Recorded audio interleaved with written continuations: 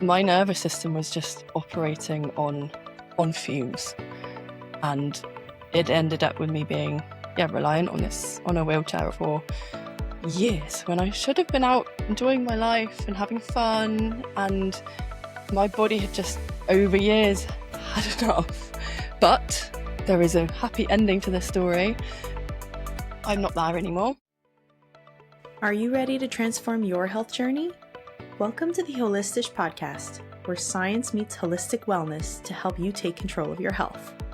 I'm Lianne, an osteopath with a background in psychology, athletic therapy, and occupational therapy, here to guide you through practical ways to feel your best without relying solely on doctor visits or prescriptions. Join me each week for deep dives, expert insights, and real-life wellness experiments as we explore the powerful connection between body and mind. Whether you're new to holistic health or just looking for fresh perspectives, you're in the right place. Let's start unlocking your healthiest, happiest self together. This is the Holistish Podcast. Before we dive in, a quick reminder. I'm an osteopath, not a medical doctor, and this podcast is for informational purposes only. The content shared here is based on my personal experience in education in health and holistic wellness. It is not a substitute for professional medical advice, diagnosis, or treatment. Always consult a qualified healthcare provider with any questions you may have about your own particular situation and your health. Okay, now that we got that out of the way, let's get on with the show. Welcome back, everybody. I hope you've had a great week so far. I just got off an amazing call with an amazing person with a super fascinating story. Her name is Jenny Adams, and she is someone I met back a few months ago at BBD Live. So this is a group where a bunch of online entrepreneurs meet up and talk about our common goals and sharing our talents online. And so Jenny and I actually kept in touch after the conference, and we just got talking a lot about our common interests all around the nervous system. And Jenny has a really, really interesting story all about how she was diagnosed with ME-CFS. So it's basically chronic fatigue syndrome. And she had her symptoms so severe that it was to the point where she was dependent on physical aids. So sometimes she needed a wheelchair to get around or a walker.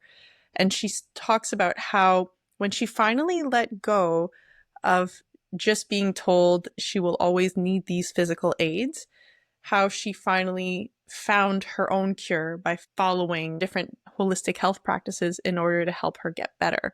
And a big part of it for her, a big unlock, was actually regulating her nervous system. So I don't want to give too much away because Jenny tells her own story way better than I ever could. So without further ado, I would like to welcome Jenny Adams to this week's podcast episode. Jenny Adams, welcome to the Holistish Podcast. Thank you so much for having me. This is exciting to be on. I was just listening to your one of your episodes on Were you the way really? to my office. Yeah. Oh, those are the first 5 that have been uploaded, and there are a lot of the introduction stuff. So hopefully it was interesting. Yeah, I was listening to your nervous system one because obviously I love to nerd out on the nervous system, and I was listening on the way back from my osteopath, funnily enough. So good timing. Lovely, lovely. And it sounds like we're going to bond a lot over the nervous system today because from what I understand, when we first met and started chatting, you were telling me how the doctors used to tell you you may have to be wheelchair bound and never walk again. And it looks like through different tools that you've done by going on your own journey and incorporating the nervous system, you have turned that completely around. So can you dive in and tell us a bit about you and how you got to where you're at today? Yes, I would love to share. And first of all, I would just kindly like to say reliant on a wheelchair rather than wheelchair bound is not like, it just feels a bit Fair enough. Fair enough. So for anyone listening who may use a wheelchair from time to time, and that is another thing, is when people see you get out of it, they're like, oh my God, you're not paralyzed. It's like, no, it's a tool to be used sometimes. So I'm 34. I spent a lot of my 20s reliant on a wheelchair or a mobility scooter because I unfortunately got so sick from ME-CFS, or chronic fatigue syndrome, which I personally think and believe now came on from trauma, undiagnosed and therefore unmanaged and unsupported ADHD, which I only got diagnosed with last year. And just having this, what I call protective personality type of people pleasing, pushing, masking, just not feeling enough and pushing to the limits and going past them and going through burnout, push through burnout. I can do this. I'm a strong person. Keep going, keep going, keep going, until one day my body just went, nope. It was after a stressful weekend, and anyone who's got ME-CFS would know about PEM, or post-exertional malaise. The couple of days after you've exerted yourself, and you just can't do anything. You're not just tired, you have no energy. And this hit me in the middle of my working day when I tried to get up and just walk to the toilet, and I couldn't. And it was petrifying to just not have the energy to literally stand up and go to the bathroom. And that was a real, I'm not even going to say turning point. That was just one of these horrible moments in my life where I was like, something is not right. And from that point, there was just a series of events, bad relationships, car accident. My nervous system was just operating on fumes. And this happened, and it ended up with me being reliant on a wheelchair or scooter for years, when I should have been out enjoying my life and having fun, and my body had just over years had enough. But there is a happy ending to this story, not just mine, but I see this in my clients as well. I'm not there anymore. I am fit and healthy. I am still a sensitive person with a sensitive nervous system, but I know that now. And most of the time, I am in balance, looking after myself. So, yeah, if you want to hear how I got there.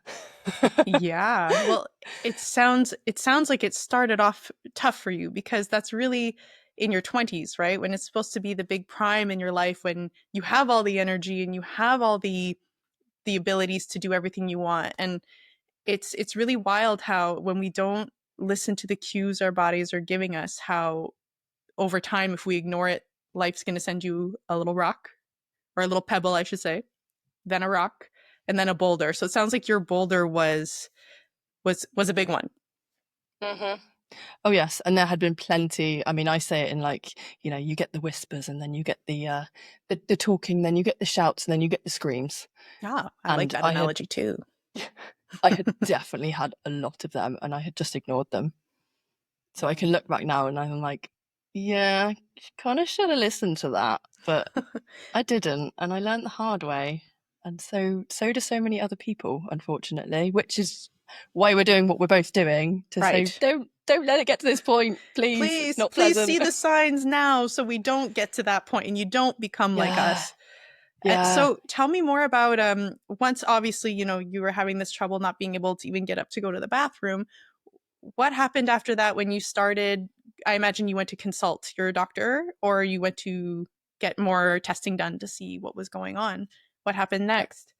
Yeah, and I had been back and forth to the doctor for, I think at this point, 8 years, just saying something's not right. I'm not well. I got glandular fever when I was 15, 16. And just ever since then, something has just been off. And to me, bless my naive teenage brain, I was always hearing adults saying oh, I'm tired and my knees hurt and I'm aching. And I thought, oh, is this just what being an adult is? Just being Yeah. tired and achy? Oh, I'd hear that right. all the time too. And I'm like, well, that's not what we're looking forward to, but it almost sets up a platform of, well, that's what to expect. So you expect that to be Exactly. normal. Exactly. And no one had really questioned it or said Jen, this isn't right. There was a little whisper saying this is not right. I was working in like a teenage job. I'd work a Saturday job and I'd come home and it would take me the rest of the weekend to recover from maybe like a 4-hour shift. So yeah, there was definitely a lot of those whispers, but Right. having gone back and forth to the doctors for years and saying, I'm tired all the time, they'd run blood tests and say, oh, everything comes back as normal. And having worked with a holistic nutritional therapist who has run bloods on me now and said, yeah, do you know normal basically means let's look at your demographic in your area. And if you fit within the bell curve, that's normal.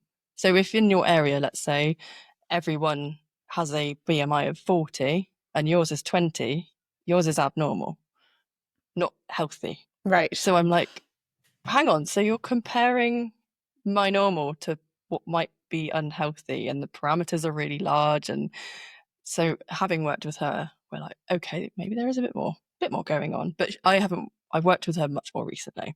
I wish I knew this at the time. The doctors just said, everything's normal. You must be fine. Maybe it's in your head. Have you tried going to bed a bit earlier? And just not really getting anywhere or getting given antidepressants. Yeah, that's a big one. Yeah. So I was on those for a long time. And, it's that like chicken and egg. What comes first? I think anyone who's listening that has a chronic illness, you're probably not the happiest, most joyful person. Because if you're chronically exhausted and chronically in pain, it's hard to not let that mentally affect you. Absolutely. So was the depression and anxiety because of my illness? Yes, I very much think so. It can create such a veil over everything. Even if you can be a generally positive person, but you always have this extra aches or pains or low energy or not feeling like you can function over time, it's very hard to stay positive in all of that. Yeah, and it kind of grinds you down as well, because I would say I am generally quite an upbeat, positive person, but some days, and a lot of that was like the masking as well of like, yeah, I'm good, put a smile on, don't show emotion, don't cry. Someone's got it worse than you. You're just tired. Like, keep all of that in, and then at some point the lid comes off and it explodes into just sobbing and emotion and tears and all of this, and over like a tiny thing. Right. And again, not knowing what's going on, it was a pretty uncomfortable journey. But eventually, once I had this like I can't get up and go to the toilet moment, that was when I really started pushing the doctors and being like, look, this is not right. I'm 22, 23. And they did, I think they monitored me for a few months, sent me off to a consultant, and eventually I got a diagnosis of ME-CFS. And I remember just feeling so validated. Someone in authority telling me, you're not crazy. Like, this is an actual thing. And then on the other side, then immediately being told, and there's nothing we can do about it. Right. Not really. Because when I was looking up on it, it looks like there isn't even a specific test to really diagnose it, right? So they go by symptoms, I imagine. Yeah. And it's a very controversial kind of umbrella diagnosis because there is no specific like biomarker. And because so many people have recovered from ME-CFS, fibromyalgia, long COVID now, they are very similar conditions. There's no specific biomarkers for them, but so many people have recovered through lifestyle changes and nervous system regulation. And finding that safety within our body, and that is how I ultimately recovered and got better. But there are a lot of people, because there's been years and years and years and years of being dismissed by doctors and gaslit, essentially, that anyone that says, not anyone, but often when I say, well, I have fully recovered, and I did that partly through nervous system regulation and changing some big things in my life, that some people get very attached to the identity of being chronically ill. And because there's no biomarker, they're like, well, you couldn't have really been sick. We're just waiting for the doctors. We're waiting for the scientists to find the thing. And then once the thing happens, there'll be some magic pill that fixes the thing and it will go away. Yeah, a lot of people rely on the pill for fixing their issues, but it sounds like there's so many other tools that can be used in order to really get to the root cause of it all and feel better, because you never know also what even if they do develop a pill for that, what kind of side effects is that going to bring on? And isn't it more rewarding to not need a pill at all and feel better? And this is part of the recovery journey that I went on, and I see in so many of my clients as well, that, you know, it is such a holistic thing, that it's not just what's going on in maybe your immune system. What are the relationships you're having? You know, that whole like biopsychosocial model. Yep. What have you got trauma? What's going on in work? What are you eating? How much daylight are you getting? Are you moving? Like all the things, All you the know, things. the boring advice we all kind of know. But no one does. But Or not a exactly. lot of people do. Yeah. Yeah.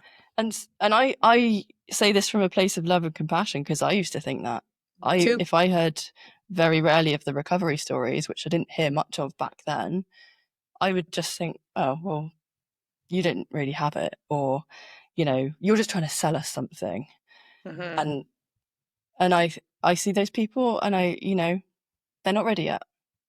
They unfortunately probably have some more suffering to do. And if they're hearing this and going, that sounds like me, and there's a tiny weeny inkling of, is there another way? Is there another possibility? Am I so solidly held in this belief that I have that I cannot budge? Then if you are so solid, maybe it's not your time. If there's a tiny weeny, oh, actually, this is a belief. What is a belief? Something we just think is fact for ourselves. Okay, you know, we can look at politics. People believe very different things. Neither are necessarily fact. No. Can we question there's another option? And that's the first step in the process of actually getting better and recovering. That's it. It's not necessarily to believe one extreme on a whole spectrum, but to actually embrace that whole spectrum of, it doesn't have to be either just the pill or just going kumbaya by a fire and meditating all day. It's really about finding the different pieces that can align with helping you recover in your own way. Yeah. Yeah. And one thing I say to clients a lot, and like when we're changing our lifestyle or belief and we're looking for balance, if we think of like, what is balance? Like, do you remember those old school, like tipping, the balancing scales? Yeah. You know, you have to go one way and then it tips too far the other way. And then we kind of slowly find that little, where is that balancing point? And I mean, I will honestly say life is just like that. We are always Always. rebalancing and tipping, but it Absolutely. started a bit like this. And I see that even to this day in clinic with my clients, where I'll be, they may have one flare up of a certain ache or pain somewhere one day, and it could be because they're overloaded with stress. So you help calm their nervous system through manual techniques to help them calm that down. But then another day it could flare up in another tender point that they have, but that's related to a mechanical issue. And it's always about, like you're saying, which scale is tipping more and which one do we have to balance out for that day. And I think that's kind of the beauty of life with too, is being able to just be fine tuned into those signals, so you know which one you need to address on any given day, because it is always going to be something to address. Maybe there are some who are blessed with not having to deal with a lot of this, but I can speak as someone who has dealt with a lot of chronic pain and issues and my own things to unpack, that every day is a little bit different on what you feel like you have to cater to. And maybe that sounds like labor, but I actually say it from a place of love, where it's like, what part of me just needs a little more TLC today? So I don't know if it's like that for you, but that's the way I like to see it. Yeah, 100%. And especially for anyone that has a menstrual cycle as well, Oh boy. you know, yeah, Yeah. chuck some hormones in there as well. And it is literally like every day. Like Yeah. I use natural cycles and an aura ring, and I swear by these. Yeah. And I check in as much as I can daily to just see Mm-hmm. what's going on, what's going on with my ADHD symptoms, like digestion, energy levels, aches and pains. And interesting what you just said as well, because I've just been to see my osteopath, who's also my Pilates teacher. Love it. And yeah, she's brilliant. And Best she said, combo yeah, ever, honestly. yes, yeah, really, really helpful, especially for my hypermobile, highly sensitive body. Yep. And I've been saying, I've had this inflammation in my left SI joint for a while, 6 months ish. There's something going on in my shoulders, and I know there's something going on with my nervous system, because it was all on my left shoulder. It's all on my right shoulder now, and they ping pong back and forth. Yep. I know there's some hypermobile stuff, there's some tension, there's some postural mechanical stuff, but also she was like, "You're doing much for your nervous system at the moment." And I'm like, yeah, this is kind of what I specialise in, and yeah, there's probably some room for improvement. So I'm pruning my schedule at the moment to see what I can take out. And I'm also aware I've just got married. Yay, thank you. I'm also planning another ceremony for later in the year, and we're moving house. Oh, so life's crazy right now. Yeah, life's pretty busy. So I'm like, I'm doing the best I can with what I have. I can't, sometimes you just can't put certain things on pause, but you're like, actually, I put my podcast on pause for a few months. That is something I have control over right now. Yeah, and life goes in seasons like that, and it just sounds like you're in a big season of a lot of big life change, which completely we have to be able to set those limits and respect what as much as our body can handle in that moment. And even if you're doing well and you're not suffering with any kind of flare-ups at the moment, it's always good to be able to take that step back and go, what do I need right now in order to get through this blitz or this intense moment? And then to be able to come back to that and know that those other projects will still be there. Yeah. And I think not waiting for the flare up either, because that was how I used to operate. Me too. It was I'd push and push and push until I broke. I just stopped. And then you finally take the break. But you just get back to a little plateau of, okay, now I'm functional again, but you're not ever actually thriving again. Nope. Right. No. Whereas now I am much better most of the time at listening to those little niggles of like, oh, that was a bit much. Okay, what changes can I make? Like either right now, or like maybe it's taking some stuff out of my schedule. Maybe I've literally just texted my husband and said, "Are you working on Sunday? Can we go to a spa day?" And he's texted back and he said, "It's very needed." I'm like, yes. Perfect. Yes. I love it. Sunday, please. I love it. So you went through, a lot of self-reflection, a lot of, self-monitoring in order to get better. Were there certain therapeutic modalities, like you say you go see your osteopath, but is there any other types that you use? Like, were you a fan of acupuncture, any other type of therapeutic modalities you want to tell us about? Yes. So I've kind of talked about like the then and the now. And if I kind of fill you in on the bit between. Yeah. So I went to see a private doctor, and I think in Canada you're similar in like national health system to us-ish. We have a public system that's very overflowing, but the private system is also starting to get very full. So we have a bit of a problem.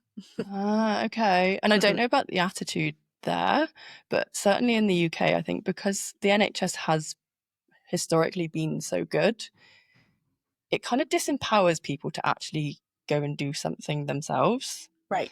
So actually putting your hand in your pocket and paying for a specialist versus going to the doctor, it was one of those turning points where I was just like, I have had enough. This was 2017. And I thought, you know what? I'm going to book an appointment with a private, I think she was an immunologist, because I traveled a lot when I was younger. And I thought, is this some weird like disease fever thing that's been picked up that they don't pick up on the generic blood test? Like, let's go have a full blood screening. Panel. Yep. And see, is it something that hasn't been picked up? That's very good intuition that you do, because I know someone who was a friend of a friend where she traveled somewhere and her pancreas actually got affected with a parasite that started to deteriorate her whole hormonal system. And in our traditional system, it didn't pick up. Everything was normal. Wow. And it's only once she went private, like you're saying, that she got to the bottom of it. So sorry to cut you off, but I can definitely relate to what you're saying. Yeah, and sometimes it's important, like, you know, I think it cost me £1,000. So it was a fair bit of money, but I had that year I think I'd taken a 30 grand pay cut because of my health. Right. So it was like one of those perspective of like, I can keep suffering like this and making all these sacrifices and losing my life, or maybe let's try this. Let's put some money to this and see what happens. And that was the first time I had sat down in a doctor's office and been listened to for an hour.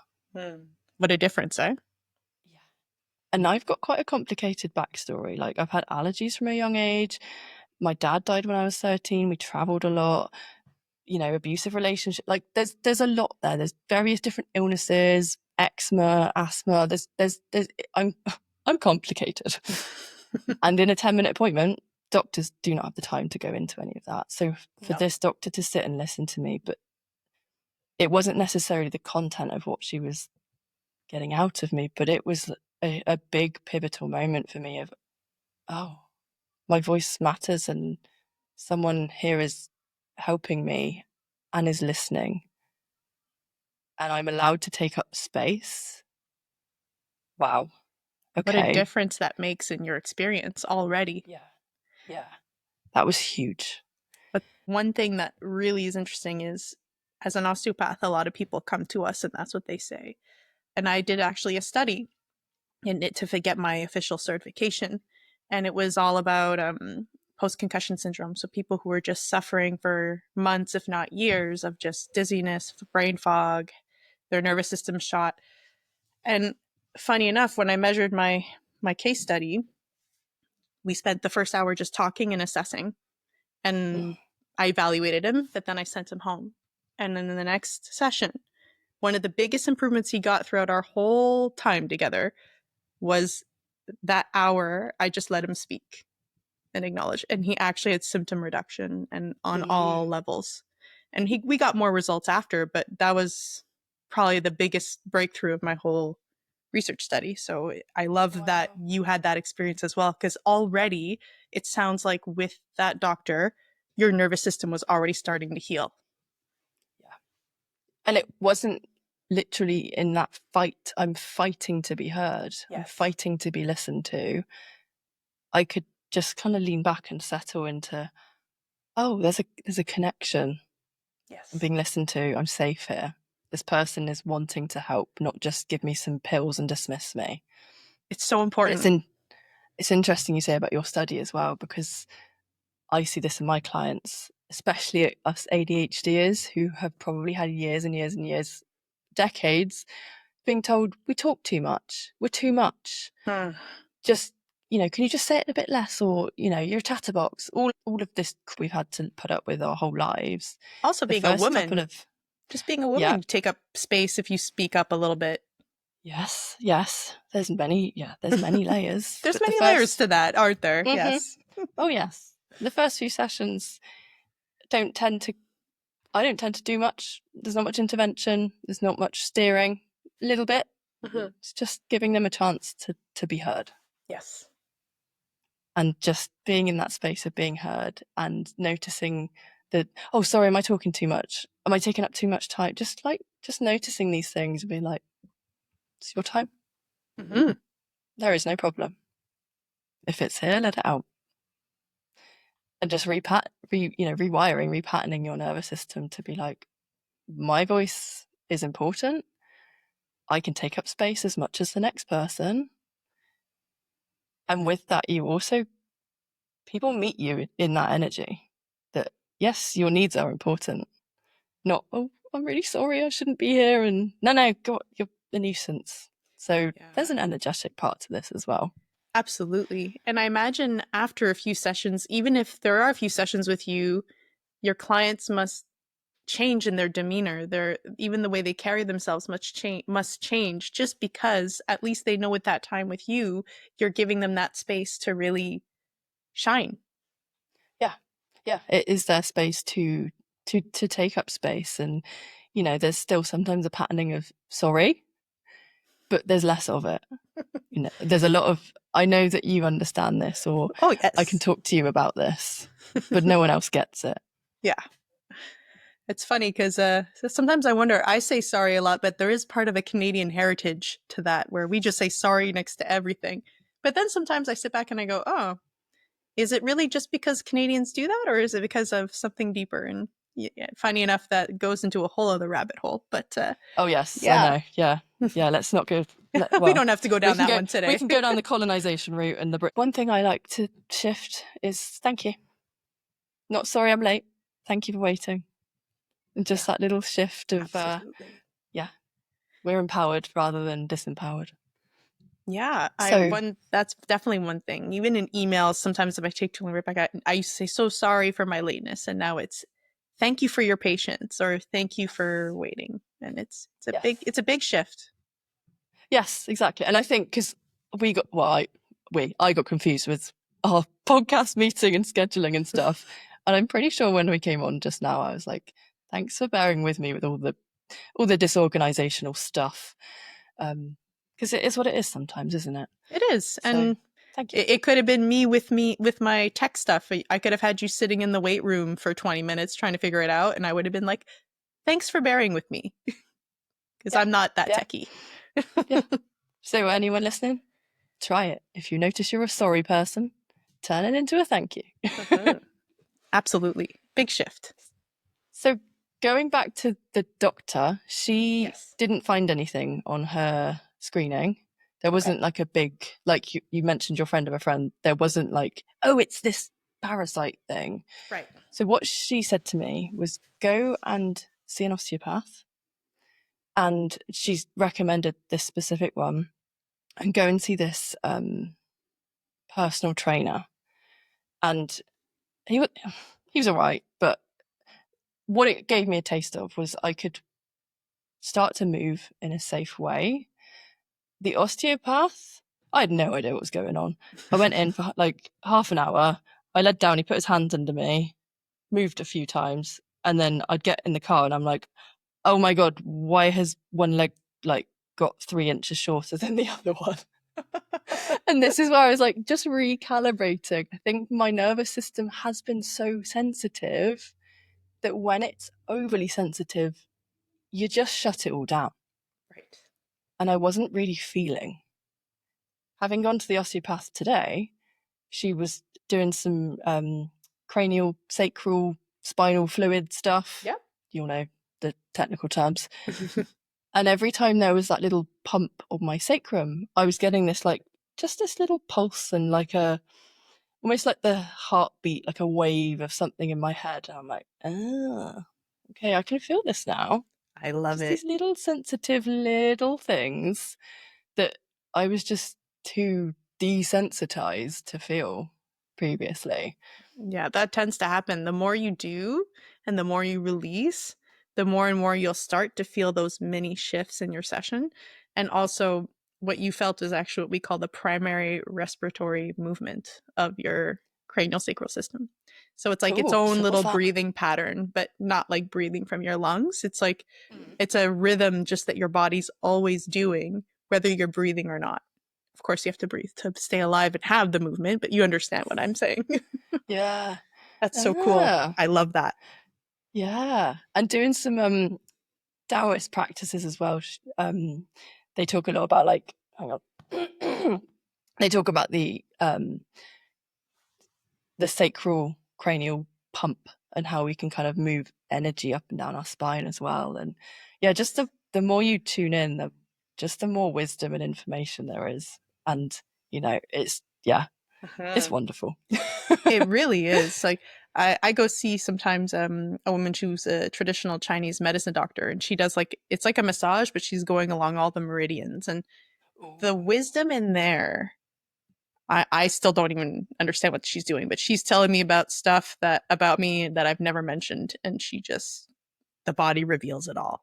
So it's the body's got so much wisdom that we have not even begun to tap into. Oh yes. And just because it's not necessarily scientifically backed yet does not mean it's not a true thing. That's right. Like I went to a talk about a year ago and it was called how trauma affects the brain, and I thought or how trauma affects the body, and I thought it would be like a somatic nerd out on the nervous system and stuff. It was just a bunch of brain scans to say, here is evidence that trauma affects the brain. And I'm like, yeah, duh, we've known this for years. Of course trauma affects our body and brain. Yeah. Thanks for the evidence, but well, it's good that what we are we have gonna do about it. It's good that we at least have it now, but there's definitely people who are already addressing it, which is wonderful. Even Yeah. when I started my osteo studies, that this was around 2010, 2011, and they started talking then about the brain gut connection. Okay. And back then I was coming from such an intense scientific background. I'd never heard of that connection before. So I was like, okay, well, this is weird. And it's only once we started getting into treating it and addressing it when it comes up that you see the changes. But it's only now, we're 2025 now. This is 15 years later. Now doctors are starting to tell me about, oh, you know, if you have inflammation in your gut, that can affect your mood because of the brain gut connection. And I'm just sitting there going like, we're finally here. It's wonderful. Yeah. It's about time. Yeah. Yeah, it can take a while to catch up, can't it? That's okay, because I guess they want to back up with the evidence before they say anything. But at least there are some who are moving forward and addressing it. This is, I guess, where it has to be that beautiful balance, because I look at things from a very intuitive, like, what can I see in front of me? What's my experience? What am I seeing in my clients? Like, being an ADHDer, we pick up patterns very quickly. I can recognize these patterns. I can see what's going on to a certain extent intuitively. And then I get curious and get more information. That is how I work with some professional training as well. And it's interesting to then have the conversation with more sciencey minded people. And also just, finding the balance, because we need both. We need the people probably like me that are like, I've got a feeling, I can't quite say why, but I think this might be a thing. Are there any studies that are being done about this? And then there's probably some people out there going, what can we study? Let's go look into this. This is an upcoming thing. We're seeing patterns of people in the doctors complaining about this, this, and this. So, we need both. We do. Yeah. And in your journey, you also got a diagnosis for ADHD. Was this in that in between, or I think you also said ADHD was later on in your journey, right? Yes. Yeah. So if I go back to kind of what helped me recover from the ME-CFS, and I'll come to the ADHD in a minute. It's my ADHD brain going all over the place. I love it. So I went to see the osteopath. I went to see the personal trainer. They helped me find safety and movement in my body, because at that point, any kind of exercise in my brain and my body was just, there was alarm bells. No, you can't do anything. So I then found Pilates, and it was the right teacher, the right place, the right people, the right group, that I could feel safe and I could say no, because exercise to me before had just been push yourself to your limits, push till breaking point, no pain, no gain. And I hated it. I did not exercise because, no, that was not good for my body. My body was screaming no, and I was just overriding that. So I found something that my body's like, yeah, more of this, please. This feels good. And then the more I did it, the better it felt. The more energy I had, the more I wanted to do it. So that was a real building point for me of like, oh my God, I found this movement practice. I was also around that time happened to change my diet. So I went vegetarian for a year, and then I went vegan, and getting rid of dairy in my diet was an absolute game changer. Massive. Taking out that inflammation for me. Oh my God. It was just like someone put my batteries back in. Yeah. So that kind of came before, I think, a lot of the movementy stuff, that I was then like, I have energy. What can I do with this? Yay. And that was like one of the dominoes that helped this lovely movement practice. And I started seeing a therapist. So all of these things just kind of happen to fall in at the same time. I look back now and there's obviously some intuitive nudge of, or the domino effect of, one thing ticks into another. Yeah. Because I was seeing these patterns of trauma and I'm like, yeah, it's not always other people. There's a pattern here, and I'm attracting these relationship dynamics and same situations, and there's some pretty big stuff in here that needs to be addressed. And having done that and, taking up space and allowing someone to listen a little bit, diving into some of the stuff that's happened was another turning point. But also And having the safe space yeah. to feel like you can talk about it and reveal it and look at it and not be worried about being judged or people being freaked out by whatever comes up. It's a big deal. Yeah, because I think what I had grown up hearing is, therapy is when like you've got real problems, and you only go to therapy when you're too weak to deal with them. And I'm like, but I'm a strong person. I've been through so much, and I can handle this. And I think it just got to the point where I was like, you know what? If I wanted help with one thing, I would go to the professional in that. So why would I not do that with this? People specialize in lots of different things. I'm not going to decide to plumb a new bathroom in because I'm not a plumber. I'm going to hire a plumber or speak to my husband because he is one and get them to do it because I don't know what I'm doing. It's not weak or bad of me that I don't have a clue about plumbing a bathroom. Go get the professionals in. Absolutely. Funny enough, my husband's an electrician, so it's so funny. Interesting. Yeah.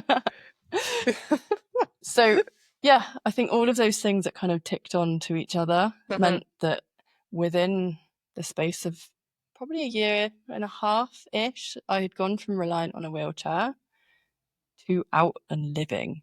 So it was, I think, May or June 2018. I remember going to see Beyonce and I took my mobility scooter and I had like completely anxiously over prepped for everything because of bad experiences before.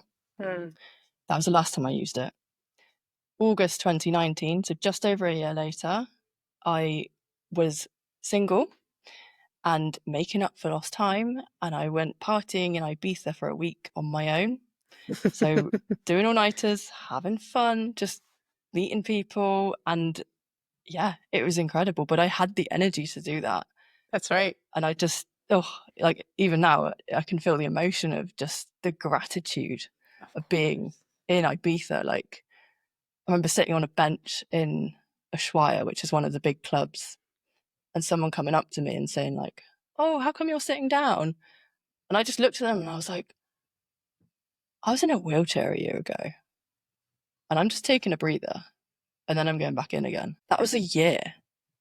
That's How much has changed? And they were like, what? That's amazing. Because you know what drunk people are like as well. Let me buy you a shot. Yeah, literally. Yeah. And that was one of my sacred lifestyle changes of, yes, I'm out partying in Ibiza and I'm still taking these little pauses before I need them. I'm still in Ushuaia. I'm still listening to, I think I was listening to Calvin Harris, who was live. I'm just sitting down. I'm still here. I'm just not fully in it, just taking a moment. And to think that you, a year prior, you needed mobility aids to go to a concert. Now you're solo traveling in Ibiza, which is not a small thing. And you're doing this by yourself. It's a major win. It's huge. Yeah. And anyone that's had or has a chronic illness, chronic pain, it's not just, the physical getting somewhere. It's also it's the stimulation, it's the sensory stuff. Yeah. So yes, I could go to a concert the year before with my mobility scooter. Not being able to walk wasn't the only problem. It was too noisy, too bright, too flashy, too many people, just too much. That would then have had a massive knock-on effect.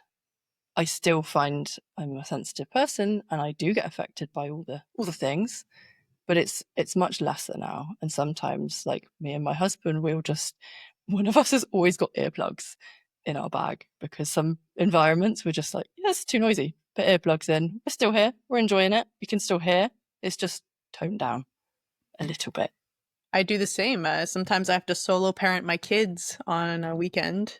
And by the end of it, my husband comes home and he's like, what are those things in your ears? I have the loop earplugs that but he sees I need them to right get away. some He's of like, those. oh, rough day. I was like, it was a loud one. It was a loud one.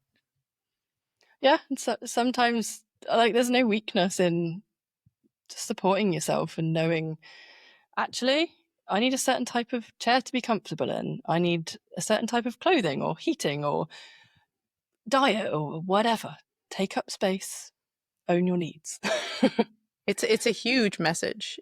And I don't know if it's, not to go back to the whole, women having to always not take up space, but I feel like, I don't know about you, but I was raised in a, don't say anything, don't take up too much space, don't be a trouble, don't be a bother. And that translates into, even though it may be said with good intentions at the time, it can really get absorbed into a whole lifestyle shift where you end up just always thinking, I can't do this, or I can't say that, or I can't express my needs in this moment because I don't want to be a bother. And it shouldn't have to translate from, if you're just a little kid who's being told, try and just contain yourself versus living your whole adult life that way. That's a whole other thing. Yeah, and I went to Catholic school, which probably says yeah, exactly. But even from a young age of like having really severe eczema when I was a kid, and saying I'm really uncomfortable sitting on the floor on a really scratchy carpet, cross-legged, and the backs of my knees are really hurting, and just being told not to make a fuss. And eventually you get told that a certain amount of times that you just deal with it, and you realize that those needs are not going to be met. So don't bother even asking. Right. Because not only do you not get them met, you then get told off for asking for that. So it becomes less painful to deal with that pain than the consequences of speaking up.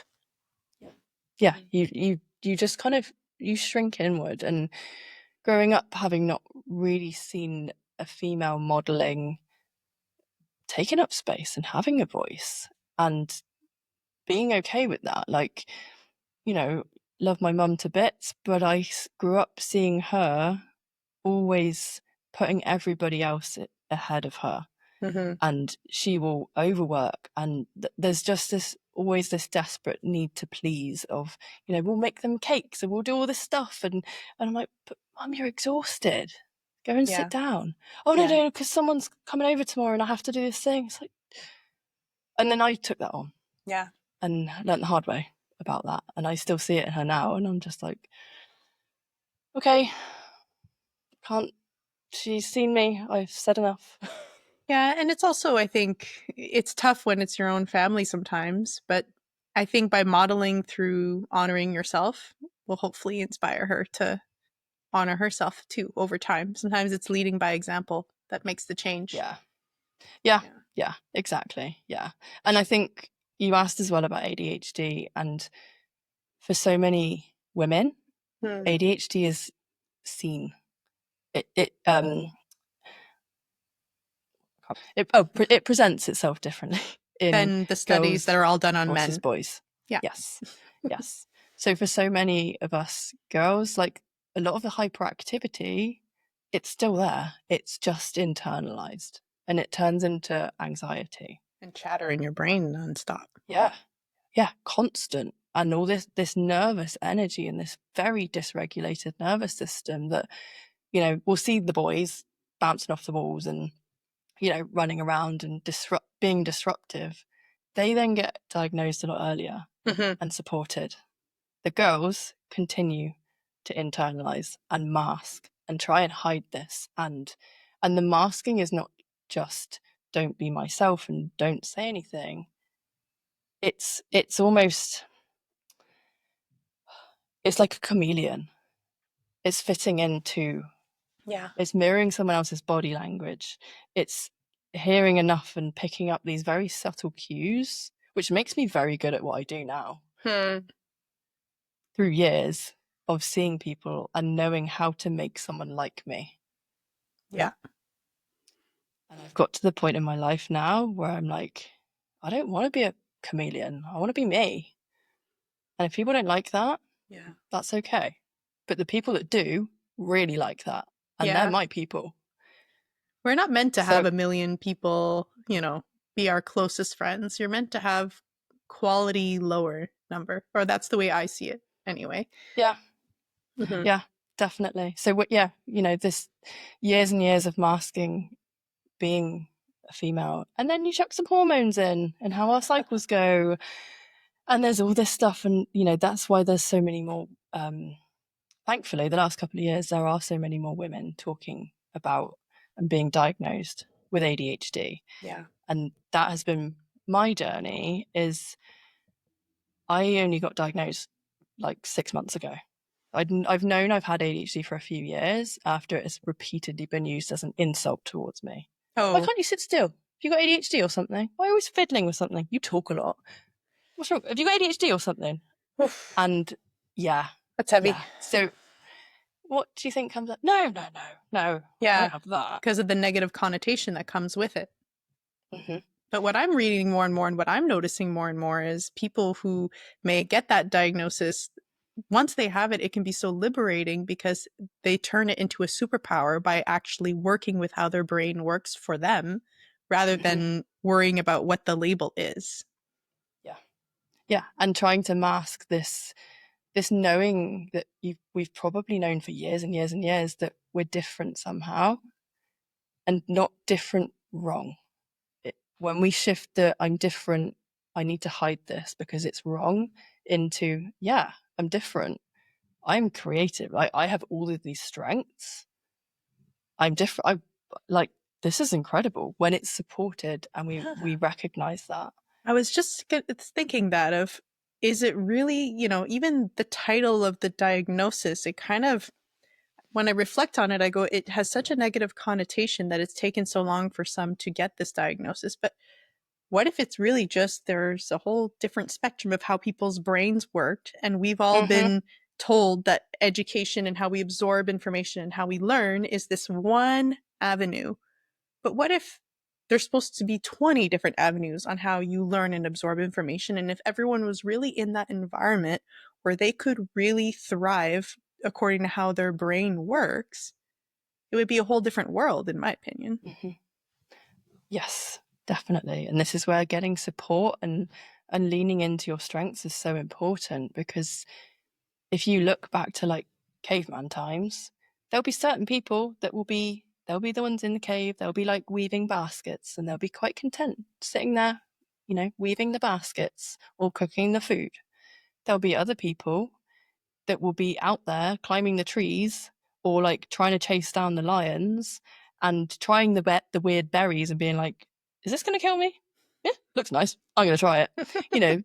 There'll be the risk takers, and the people that are out there, they'll be the ADHDers, and they'll be the ones that are forging the way that some people might go, you guys are crazy. But thank you, because you've now discovered this new berry, and look at all these things we can do with it, because you ate that and that didn't kill you, and actually it's quite nice that we're the ones out there forging the way and taking the risks. Well, even now And in entrepreneurship, so many entrepreneurs usually have well, maybe not all, but there are many that I know of in my reference list where they end up at some point revealing that they got a diagnosis of ADHD. Yes, and often it's because we are creative, but also we've probably, my story, I worked in corporate for years. I've been through so many jobs because I either got bored or they didn't support me, and I was continually trying to be rammed into a box that I just didn't fit in. And working for myself now and saying, well, actually, I work how I want to work, and I don't have to answer to anyone or worry that I've just taken a morning off or I'm late or something, that there's no one there watching me. It takes a lot of the pressure off of, why am I not doing things the way everyone else is doing things? So And then liberating. You've got the stress of that. Yeah. It's liberating. You're still getting the work done, but on your terms and not having someone breathing down your neck. It's lovely. Yes. And throw in some nervous system regulation as well. I was continually working from a place of dysregulation, and I see this a lot in my clients and just people in general. When we're dysregulated, we're in that survival state. So our prefrontal cortex, which is responsible for our executive functioning, which is something that ADHDers can struggle with. So that's like the planning, the organization, task switching, emotional regulation, like getting stuff done, basically. That like rational part of our brain, it just switches off because all of our effort and energy is going into survival mode. So we're stuck on a task and we're like, I just need to work a bit harder, just push a bit more, just get this thing done. Like, your brain ain't working. Regulate, go have a break. And it can literally be a couple of breaths. It can be leave your room, go look at go outside, feel your feet on the floor. Like, just such simple basic things that can get that prefrontal cortex switch back on, shift our nervous system state. And this is such a huge, huge, huge important piece of information that I shout and scream about constantly. That I just wish we all knew, because when we understand that, like, there's nothing wrong with us. If you've been working for 10 hours and you're expecting to be highly functioning, you will not. Have a break. You'll get more done when you're rested, you're regulated, you're feeling good. The pushing, the forcing, it just doesn't work. You're just dragging out your time. You're wasting your own time. Oh, I wish you could have told that to me when I was in my 20s in university, pulling all-nighters every night. Oh my God. Yeah, I wish younger me knew that as well. Yeah. Sometimes it's like I look back at pictures of my old self and I just want to shake her. I'm like, you idiot, go to bed. What are you doing up at 3 a.m. in this picture? Yeah. Oh, but we're doing the best with the knowledge we had at the time. Exactly. And if that's what everyone else is doing, we'll exactly probably do it too. And I think that's why your mission's so important, is because you are taking perhaps, a very tough time in your life where you were suffering a lot, but you are hoping to turn this around and help others learn so that they don't go through everything you went through, which is a really beautiful mission. Yeah, and I see so often the links between the ME-CFS or the chronic illnesses and ADHD. They're linked. And someone said to me the other day, well, how can I have chronic fatigue and attention hyperactivity? Like, It's a how good can I question. be chronically fatigued and hyper? What? Yeah. But as I said, we especially us women, we internalize a lot of this hyperactivity. We exhaust ourselves. Yep. ADHDers, we have an interest-based nervous system. We're always looking for novelty. So we'll start a new job and a new side hustle and a new project and a new hobby and this new, like, there's a lot going on. Yeah. And when we're not always aware of that or supported in that, we will burn ourselves out. And then you put all the masking and the trauma and the lack of support and all that stuff on top of that. And we keep pushing and we keep pushing. It will turn into a chronic illness, let alone the chronically stressed state of our nervous system, our endocrine system, immune, all the systems. It's a recipe for disaster. So these things are linked, and there can be simple, easy, not necessarily quick ways to get a healthier life. Support your strengths, build up your energy, work within your limits without feeling like you're missing out on things. Like, especially for us women, I love the phrase, we can do anything now. Yeah. It doesn't mean we have to do everything right now.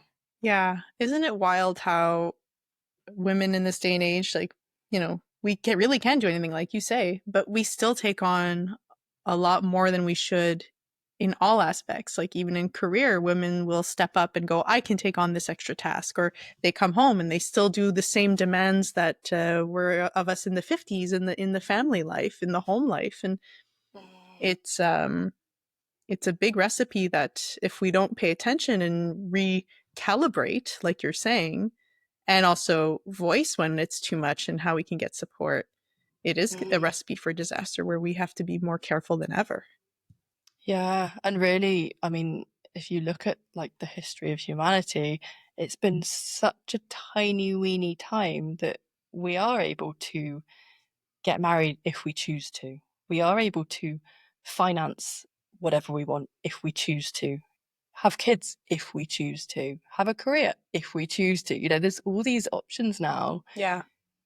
That's such a small inkling, but like how much ancestral conditioning, societal programming have we got of this is a woman's place and job? And we live in quite liberal countries. Yeah.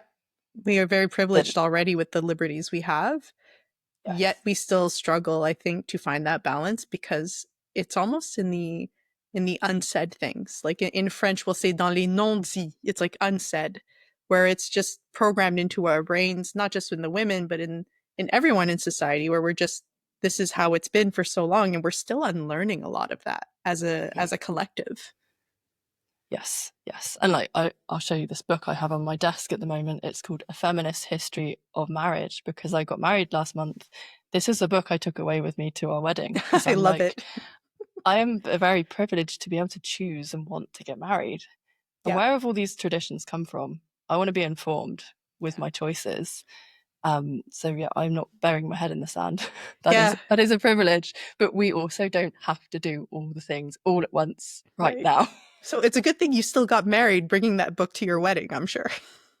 Yeah, I know, because I looked at some of the reviews and I was like, am I going to be put off? But no, it's information to know where certain things have come from. And we also did things slightly untraditionally. So because the traditions are not that traditional anyway.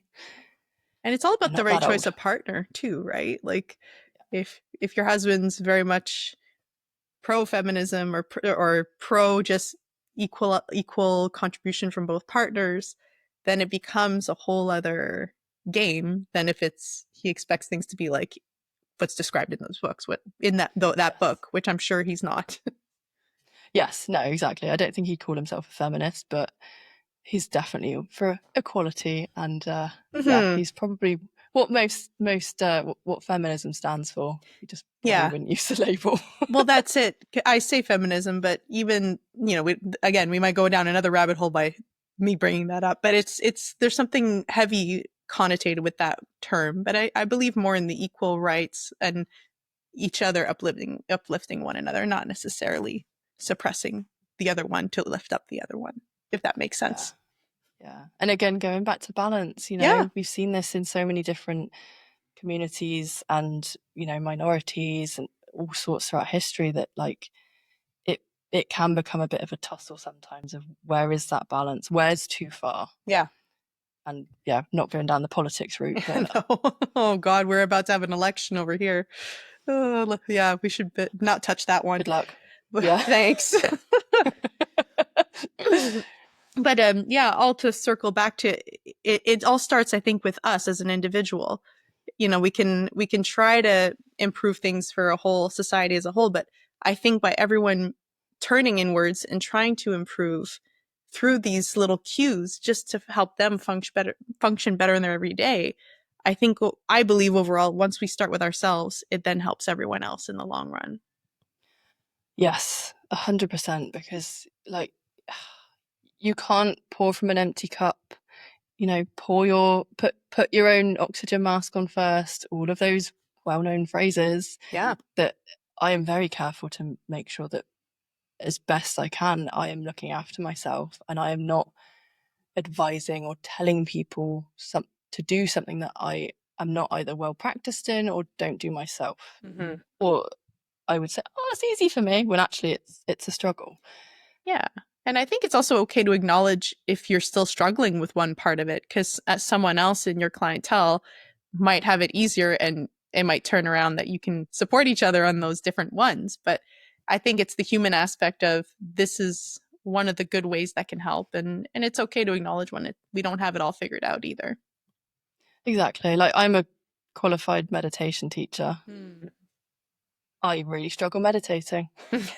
That's why you went and got a certification. Yeah. But I know what I need now. If I struggle on my own, I will go in person to a group, and that's where I find that collective energy and co-regulation with other people that I'm like, okay, Isn't I it can settle wild now. when you I know tune that into now. that? Oh my Yeah. goodness. So I give myself more of that rather than telling myself off for, but you're a qualified meditation teacher. Why aren't you meditating? Yeah. What is wrong with you? It's like, no, this is just what I need right now. And that's the best way with self-compassion to go about it. I love it. So when you have clients that come to see you, what kind of process do you bring them through? Is it very tailored to their individual needs, or is it more you kind of go, this is a roadmap, give or take, and we follow the roadmap? So I have a bit of a framework. So I call it the SAFE framework. Mm-hmm. So the S is for settle, safety first. Always start with safety first. Then the A is about attunement and awareness and just starting to be aware what's here. The F is the feel and the flow. Okay, what does this need? Can I allow space for this? And how much space can I allow for this? Because also our nervous system can kick us out and dissociate if it's too much. And then the E is the empower and expand. So this is where we take an empowered choice of, do I want to feel this now, or do I want to distract myself? Does this need something? Does this need some regulation, some movement? Does this need to just be seen? And that's where the expansion can come. So there is that kind of framework, but I always say to my clients, we will go down rabbit holes. There will be a theme of nervous system regulation. I will jump in and interrupt, or just offer a reframe sometimes. But especially working with ADHDers and chronically ill people who have been gaslit and not heard for so long, I try and offer the space that I wish I had when I was struggling. So not telling them. If they need to just come and talk and talk and talk, it's your space. Because in a way, allowing that is regulating. If someone intuitively knows they just need to brain dump, you carry on. I'm not going to stop you. Your body, your system is smarter than whatever my training can say, because you know you best. That's right. And it's encouraging people to check in with themselves and learn what they need and not be reliant on me telling them what they need or any other professional. It's for them to go, oh, something's a little bit off here. What is that? Or maybe I do need to go and see the osteopath. Maybe actually I need a coaching session or a therapy session or some exercise. But that wisdom's come from them. It's come from within. And that is something I love to guide people through, because that is so empowering, to give them the tools back and know that ultimately they're in control. They have the power when they've probably felt disempowered and out of control for years, if not their whole life. I love it. You're teaching them how to really self-empower and self-trust again. And that's what we all deserve and need. Yeah. And I do this through one-to-one coaching and group coaching as well, because there's also something wonderful in being seen in that group space, not just me as a practitioner, sort of offering and advising and talking, here's my recovery story, but to actually be in the midst of, oh, hang on, I'm not the only one. And I'm not judging you for that thing. So you're not going to judge me for this. And just holding that space is a privilege.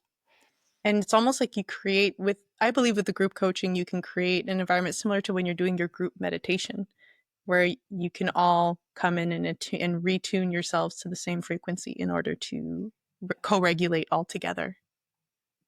Yeah, definitely. And rewire yourself to take up space as well. And it's wonderful seeing a group of ADHDers, because my husband will laugh and he says, like, that must be chaotic. Like, how does anyone get a word in edgeways? But there's this beautiful dance of, we might have 3 different conversations going on, but there is just this pattern, this intuitive knowing of when they've been allowed their space, I'm allowed my space, you're allowed your space. It just kind of falls into this wonderful dance. when people are allowed and the permission is there to give up, to hold that space and take up space. It's not just one person talking for hours. Right. It sounds beautiful. It sounds like a beautiful experience when it all comes together. Yeah. Aw. It is. Yeah, it is wonderful. Oh, Jenny, where can everyone find you? Pimp yourself out. Tell us your socials. Give us your website. Lay it all out. Let me hear it. Amazing. So I'm mostly on Instagram. So if you find me at Jenny Adams Coach, you can DM me the word regulate, and I've got a freebie, which is a 7-minute regulation video for specifically for ADHDers, but anyone can use it. If you're feeling overwhelmed or just a bit dysregulated, that there's some really simple tools in there, and that's free video. So if you can DM me the word regulate, or you can go to jennyadams.co.uk/regulate, and you can get that freebie in there as well. You can check me out on my website. I'm on Facebook as well, but don't use it so much. I've also got a podcast called Calm Your Nervous System, where I talk all things ADHD, burnout, chronic illness, and have some wonderful guests on there. And hopefully you will be joining me on there later in the year as well. I would love to. Anytime you want me, I'll be there. Yes. And yeah, when the life stuff has been parked or is settled. Yes. Once you're out of the blitz, and then we can have you re-regulate to your new normal, and then we'll have another chat on your podcast for sure. Exactly. Jenny Adams, everybody. Thank you so much for being with us today. And thank you. We may have to do a part 2, or at least we'll chat more on your podcast, because I feel like we can talk forever. It's just a wonderful time always chatting with you, Jenny. Thank you so much. Thank you so much for having me on, and thank you everyone for listening as well. And take care, everybody. See you next week. Thank you for being part of today's episode of the Holistish podcast. Ready to take your wellness journey further?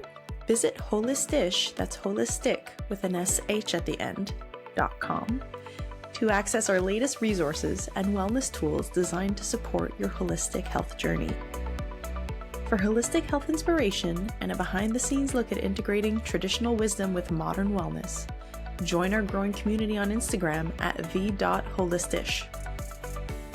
If today's episode resonated with you, subscribe so that you never miss out on our weekly episodes, and leave a quick review to help other wellness seekers find us. Until next time, stay curious, stay balanced, and keep exploring what works best for your unique body and mind. Your health journey matters, and I'll meet you right back here next week.